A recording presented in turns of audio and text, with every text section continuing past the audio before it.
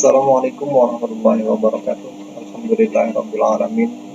Puji dan syukur hanya milik Allah Subhanahu wa taala, Tuhan semesta alam yang memberikan jutaan nikmat kepada kita semua. Salawat dan salam Allah semoga tercurahkan kepada baginda Nabi Muhammad sallallahu alaihi wasallam, Nabi akhir zaman, kepada keluarganya, sahabat, pengikutnya hingga pada kita semua. Amin ya rabbal alamin. Sebelumnya, perkenalkan nama saya Badrun, mahasiswa dari Universitas Pancasakti Bekasi, dari Prodi Ekonomi Manajemen semester 1 dengan nomor NIM 28920500066. Yang saya hormati Bapak Aden Sudarman SAG MPDI selaku dosen pengampu mata kuliah Pendidikan Agama Islam. Di video kali ini saya akan sedikit menjelaskan materi tentang memilih pemimpin dalam Islam. Kalau dilihat dari sejarah umat manusia, pemimpin itu ada dua tipe, yaitu yang pertama yang diangkat oleh Allah Subhanahu wa taala secara langsung, contohnya seperti para nabi dan rasul yang tentunya telah berakhir sejak wafatnya Rasulullah SAW. Yang kedua yaitu yang diangkat oleh umat itu sendiri dengan beberapa metode seperti sistem khilafah, sistem keturunan. Memilih seorang pemimpin adalah bagian dari urusan dunia sekaligus akhirat, sebagaimana keutamaan menjadi pemimpin dalam Islam. Memilih pemimpin bagian dari urusan agama yang sangat penting bagi kaum muslimin, karena pemimpin merupakan salah satu faktor yang sangat besar pengaruhnya terhadap kehidupan suatu masyarakat. Kisah pembaiatan Abu Bakar As-Siddiq di Saqifah Bani Saidah sesaat pasca wafatnya Rasulullah SAW adalah bukti lain betapa pentingnya arti kepemimpinan dalam Islam. Saat jasad Nabi Muhammad SAW yang belum lagi dimakamkan, para sahabat lebih mendahulukan memilih khalifah pengganti Nabi SAW daripada menyelenggarakan jenazah beliau yang agung dan mulia.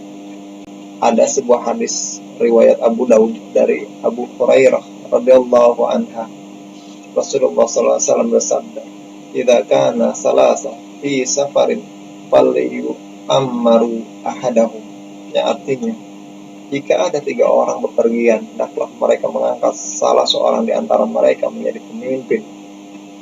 Karena pentingnya seorang pemimpin, dalam kelompok kecil saja Rasulullah sangat menganjurkan mengangkat seorang pemimpin yang tentunya dengan cara bermusyawarah.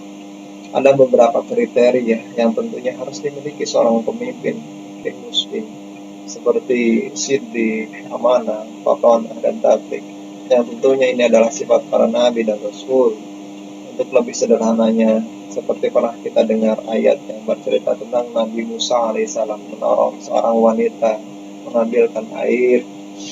Dalam surah Qasas ayat 26 dikatakan Allah berfirman, yang artinya salah seorang dari kedua wanita itu berkata, "Wahai bapakku, ambillah ia sebagai seorang yang bekerja kepada kita, karena sesungguhnya orang yang paling baik yang kamu ambil untuk bekerja kepada kita ialah orang yang kuat lagi dapat dipercaya."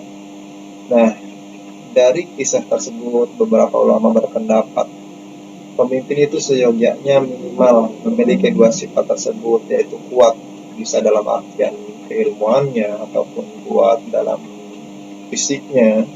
Yang kedua, dapat dipercaya. Adapun syarat menjadi pemimpin, ulama menyederhanakan, yaitu yang pertama yaitulah haruslah seorang laki-laki. Allah berfirman yang artinya kaum laki-laki itu adalah pemimpin bagi kaum wanita. Oleh karena Allah telah melebihkan sebagian mereka, yaitu laki-laki, atas sebagian yang lain, yaitu wanita. Dan karena mereka, yaitu laki-laki, telah menafkahkan sebagian dari harta mereka. Quran Surat An-Nisa ayat 34. Demikian pula kepemimpinan tertinggi berdasarkan sabda Nabi Muhammad SAW, yang artinya tidak akan ada keberuntungan kaum yang perkaranya dipimpin oleh seorang wanita, yaitu hadis riwayat Bukhari. Yang kedua, pemimpin itu haruslah seorang muslim. Dalam surat Al-Maidah ayat 51, yang artinya hai orang-orang yang beriman, janganlah kamu mengambil orang-orang Yahudi dan Nasrani menjadi pemimpin-pemimpinmu. Sebagian mereka adalah pemimpin bagi sebagian yang lain. Barang siapa di antara kamu mengambil mereka menjadi pemimpin, maka sesungguhnya orang itu termasuk golongan mereka. Sesungguhnya Allah tidak memberi petunjuk pada orang-orang yang zalim. Syarat yang ketiga yaitu balik, dan yang keempat tentunya haruslah berakal. Menurut Profesor Dr. Kiai Haji Didin Hafiduddin, terdapat 4 syarat pemimpin yang Islami, yaitu yang pertama, memiliki akidah yang benar, yaitu akidah salimah. Seorang pemimpin harus mempunyai pegangan atau keyakinan yang kuat, keyakinan terhadap Allah sebagai Rabb-nya, serta beriman dan bertakwa padanya. Yang kedua, pemimpin itu harus memiliki ilmu pengetahuan dan wawasan yang luas.